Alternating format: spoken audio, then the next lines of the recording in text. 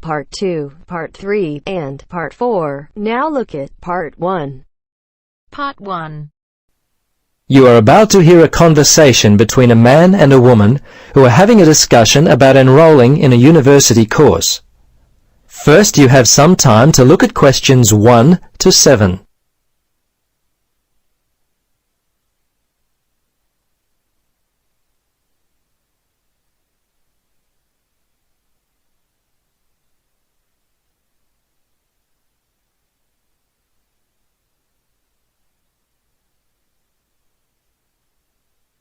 Now, listen carefully and answer questions 1 to 7.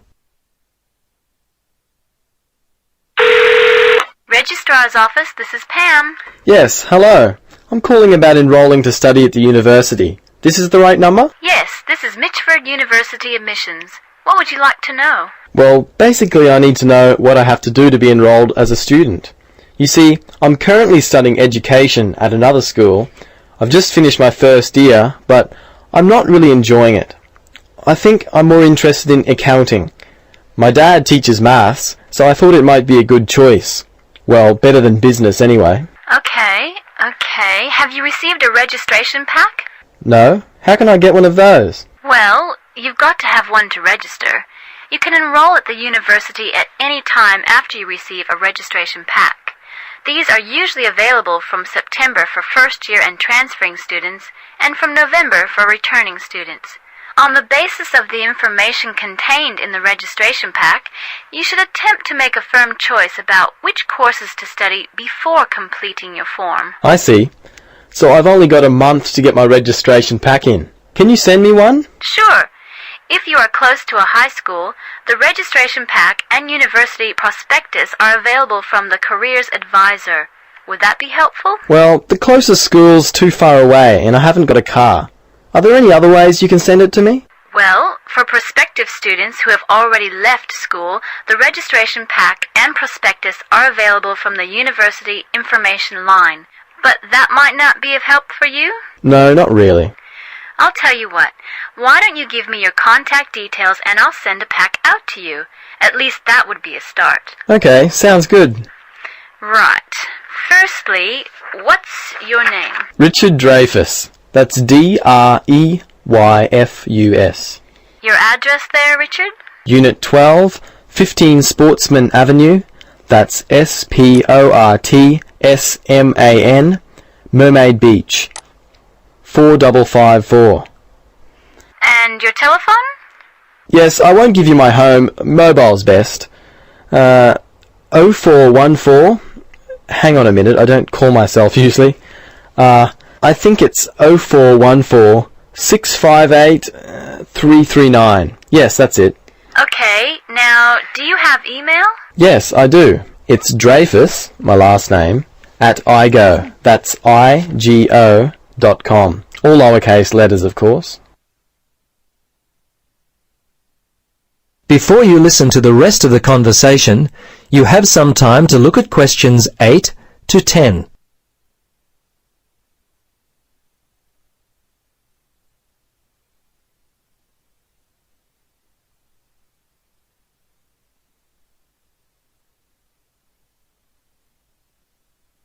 Now listen carefully and answer questions 8 to 10. Okay, that looks fine. Now, do you have any questions for me? Yes, I've got a friend who is interested in studying at the university. I'm not sure what would be best, the best way for him to register. Can you give me some suggestions? Sure, there are 3 ways to register. Option 1 is telephone registration. Before you telephone, fill out the registration form included in your pack. This will ensure you have all the information that you require. The number is in your registration packet. Don't forget to hold on to a copy of your registration form for future reference. Yep, okay. Option 2 is registration by post. All you have to do there is complete the relevant sections of the registration form and post the completed form together with all documentation required in the envelope provided. All right. The third way is to simply come in. Visit the Student Information Center in the Information Services building and your friend will receive personal assistance on how to complete his forms. Thanks very much. You've been most helpful. You're welcome. Good luck with your future studies. That is the end of part 1. You now have half a minute to check your answers.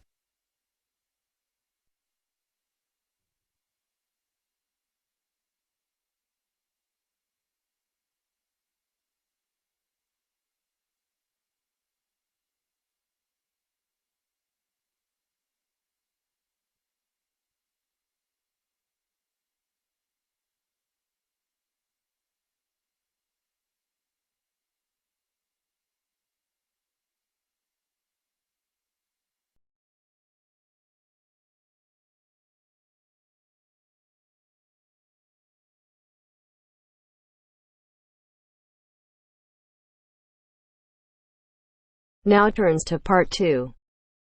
Part 2. You are going to hear a conversation between a student and a driving instructor.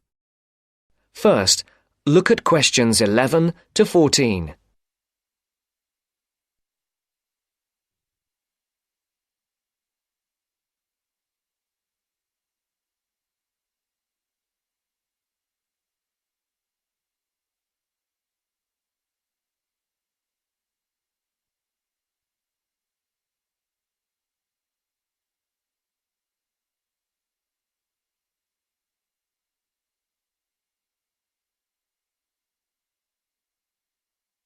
Listen carefully. Hello, I'm going to be your driving instructor today. Are you ready to begin? Hi, hope you don't mind. It's my first time driving a car. Of course not. That's my job. I teach people like you how to become a safe and responsible driver. So let's begin.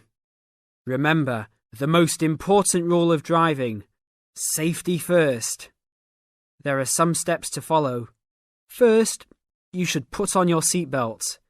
You should always remember to do that. In case of an accident or emergency, having a seatbelt on is of utmost importance. Okay, I have my seatbelt on. Now what should I do? Start the car. Good. Now make sure that the steering wheel is in the proper position and that your seat is not too far or not too close to the pedals. I'm all ready to go. Should I shift into first gear?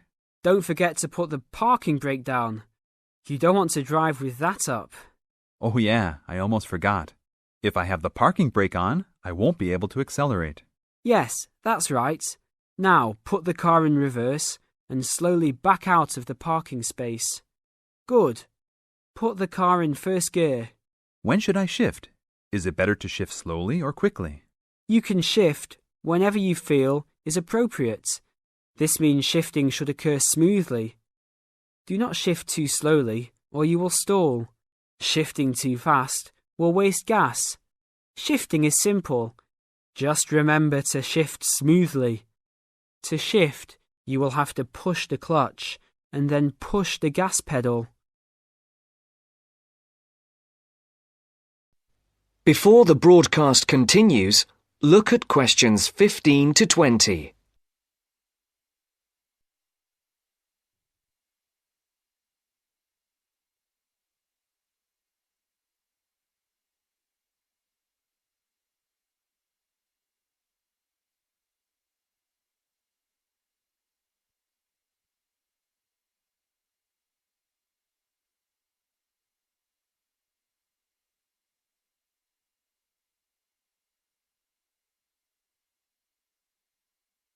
You will now listen to the second part of the talk.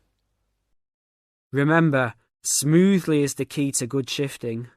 Like this? Yes, that's good. Now keep it slow. Don't drive very fast just yet. Be sure to constantly check your mirrors for oncoming traffic. Always be aware of everything that is around you, including 3 important things. Remember these 3: people crossing the streets, other cars, and bicycles riding next to you. What should I do if I see a yellow light? Well, it's always better to brake instead of trying to run it. But if you're travelling at a speed where it's impossible to stop in time, then you should try to make it across the intersection. But remember, you should always try to stop. It's the safest way to avoid an accident. Even if I have to brake very suddenly? Yes, even if you have to brake suddenly. What about if a driver behind me is going a lot faster than I am? You should always be ready to move to a slower lane if a driver behind you is forcing you to go faster than you are comfortable with. Never try to speed up to accommodate a faster driver. You could risk an accident or a speeding ticket. It's better to let him go. That sounds like good advice. Be careful. There is a sharp turn up ahead. Remember to brake before turns. Otherwise, you might flip over if your speed is too high going into a turn. Got it. I know that I should always try to observe all traffic safety. That's right. If safety is not your first priority, it will make driving very dangerous for you and other drivers on the road. Okay, park the car here. You did a great job today for your first day. I'll see you in 3 days. Thanks so much. I will see you then.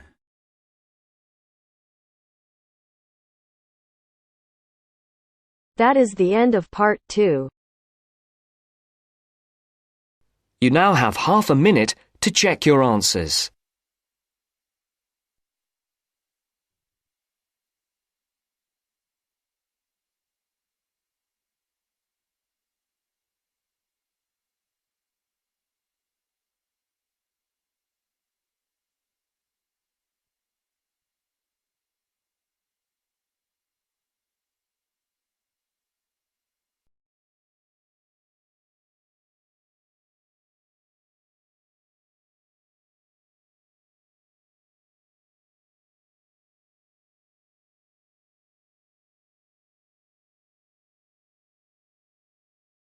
Now turns to part 3. Part 3.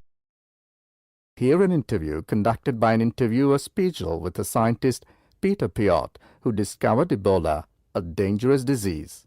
Both of them are conversing about the disease and its origin. First, you have some time to look at questions 21 to 25.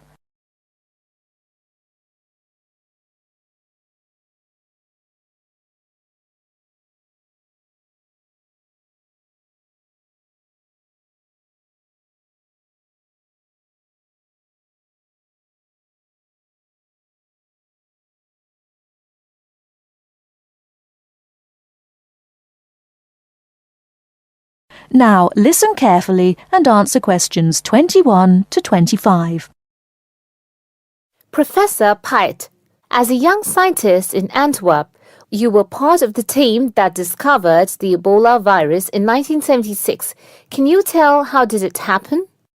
I still remember. Some day in September, a pilot from Sabina Airlines brought us a shiny blue thermos and a letter from a doctor in Kinshasa, in what was then Zara in the thermos. He wrote there was a blood sample from a Belgian nun who had recently fallen ill from a mysterious sickness in Yambuku, a remote village in the northern part of the country. He asked us to test the sample for yellow fever. These days, Ebola may only be researched in high-security laboratories. How did you protect yourself back then? We had no idea how dangerous the virus that we were dealing with was. And there were no high-security labs in Belgium back then. We just wore our white lab coats and protective gloves.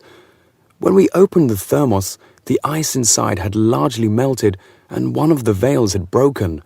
Blood and glass shards were floating in ice water. We fished the other, intact test tube out of the slop and began examining the blood for pathogens using the methods that were standard at the time. But the yellow fever virus apparently had nothing to do with the nun's illness. No, and the test for Lassa fever and typhoid fever were also negative. What then could be? Our hopes were dependent on being able to isolate the virus from the sample. To do so, we injected it into mice and other lab animals. At first, nothing happened for several days. We thought that perhaps the pathogen had been damaged from insufficient refrigeration in the thermos. But then, one animal after the next began to die. We began to realize that the sample contained something quite deadly. But you continued.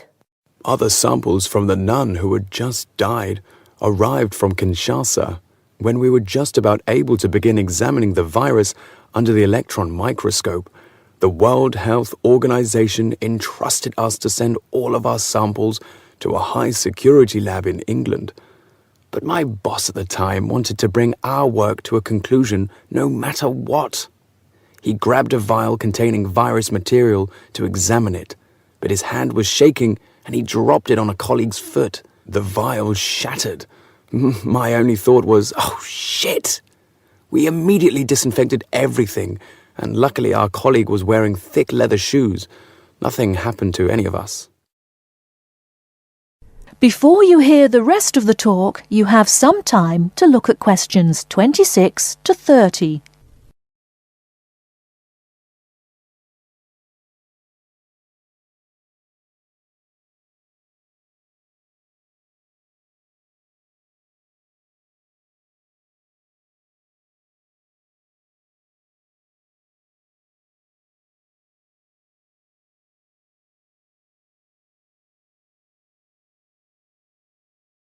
Now listen and answer questions 26 to 30. You were finally able to create an image of the virus using the electron microscope. Yes, and our first thought was, what the hell is that? The virus that we'd spent so much time searching for was a very big, long, and worm-like. It had no similarities with yellow fever. Rather, it looked like the extremely dangerous Marburg virus, which, like Ebola, causes a hemorrhagic fever. In the 1960s, the virus killed several laboratory workers in Marburg, Germany. Were you afraid at that point? I knew almost nothing about the Marburg virus at the time. When I tell my students about it today, they think I must be from the Stone Age. But I actually had to go to the library and look it up in the Atlas of Virology. It was the American Center for Disease Control which determined a short time later that it wasn't the Marburg virus, but a related unknown virus. Hundreds of people had already succumbed to the virus in Yambuku and the area around it. You were also the one who gave the virus its name. Why Ebola? On that day, our team sat together till late into the night. We had a couple of drinks discussing the question. We definitely didn't want to name the new pathogen Yambuku virus, because that would have stigmatized the place forever. There was a map hanging on the wall, and our American team leader suggested looking at the nearest river and giving the virus its name. It was the Ebola River. So by around 3 or 4 in the morning, we had found a name. But the map was small and inaccurate. We only learned later that the nearest river was actually a different one. But Ebola is a nice name, isn't it?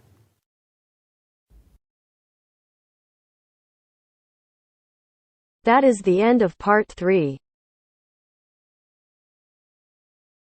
You now have half a minute to check your answers.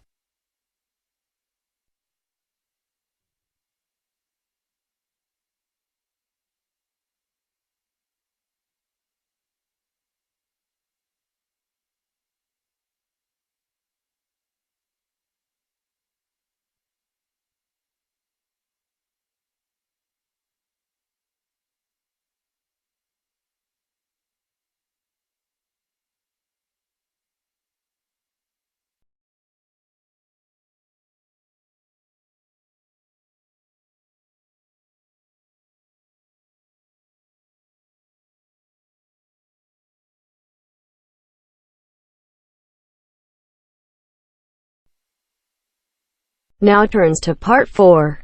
Part 4. You're going to listen to a talk about tea in the UK. First, you have some time to look at questions 31 to 40.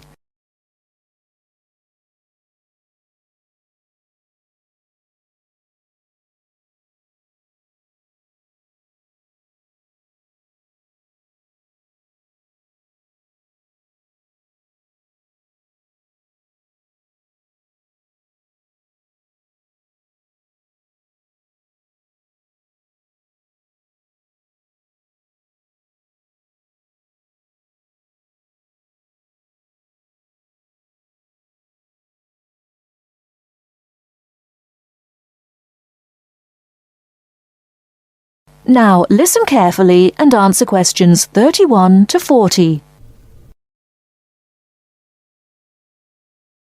During the 1930s, there was a popular song which had the title "Everything Stops for Tea," and to millions of British people, a restful cuppa is still an ideal way to relax for a few minutes from the rigours of the day. The English custom of drinking tea has its roots in the 17th and 18th centuries. When first imported to Britain, the exotic cha, or cha, as the Chinese tea was variously called, was considered a man's drink to be enjoyed with colleagues at London coffee shops. These were popular meeting places for many walks of life: politicians, lawyers, poets, actors, and writers. Many London clubs began in this manner, and the famous Lloyd's Insurance underwriters started out as Lloyd's Coffee House. In 1706, the first coffee house that offered tea was Tom's Coffee House, owned by Thomas Twining. He realized that he needed to introduce an added attraction to compete with the many other coffee houses in London, and tea was rare, exotic, and extremely expensive. With these credentials, tea became an exclusive drink and enabled Twining to open a tea shop under the sign of the Golden Lion in the Strand. By the 18th century, the ladies of the more affluent classes were going China mad, using tea as an excuse for displaying their extravagant purchases of Chinese porcelain and Dresden tea sets. A comprehensive tea tray would consist of a teapot and stand, teacups and saucers, sugar bowl, milk jug, and basin for discarded tea and tea leaves. Tea was still expensive and kept in locked tea caddies. Skilled craftsmen fashioned caddies of carved inlaid woods fitted with crystal and precious metals. To ensure the servants weren't tempted by this priceless commodity, the caddy was kept locked, and only the mistress of the house held the key and prepared tea when guests came to visit. No well-brought-up young Englishwoman could consider herself socially acceptable unless she knew how to brew a proper cup of tea. As the 18th century progressed, changes in commerce and working hours resulted in the main meal of the day being taken much later in the evening. The prospect of lasting from breakfast until evening did not appeal to the Duchess of Bedford, who is usually credited with being the first to alleviate late afternoon hunger pangs by introducing a small 4 o'clock meal served with tea. With time, the light, wafer-thin toast or delicate white bread gave way to exotic fillings like tomato and egg, cucumber, chicken, or potted shrimps, followed by buttered scones, crumpets, or elegant pastries. The popularity of tea continued to spread, but it was not until 1839 that the first shipment of Assam Indian tea was landed in Britain. A healthy trade with India was soon established, and tea clippers, like the Cutty Sark, now a museum in a dry dock at Greenwich, were reaching the peak of their sailing days. In 1879, the first limited shipments of Ceylon tea began to arrive, and by 1880 this had been firmly established alongside Indian and China teas, giving the broad range of teas that are available today. There have been few changes in 3 centuries of tea trading. London is still the centre, and indeed Twining still has a shop on the site of the original Tom's Coffee House at 216 The Strand. The name Twining has been linked with tea for over 280 years. Indeed, it was Richard Twining, in his capacity as chairman of the dealers of tea, who in 1784 persuaded Prime Minister William Pitt to reduce the high tax on tea, making the beverage more accessible to the general public. That is the end of part 4. You now have half a minute to check your answers.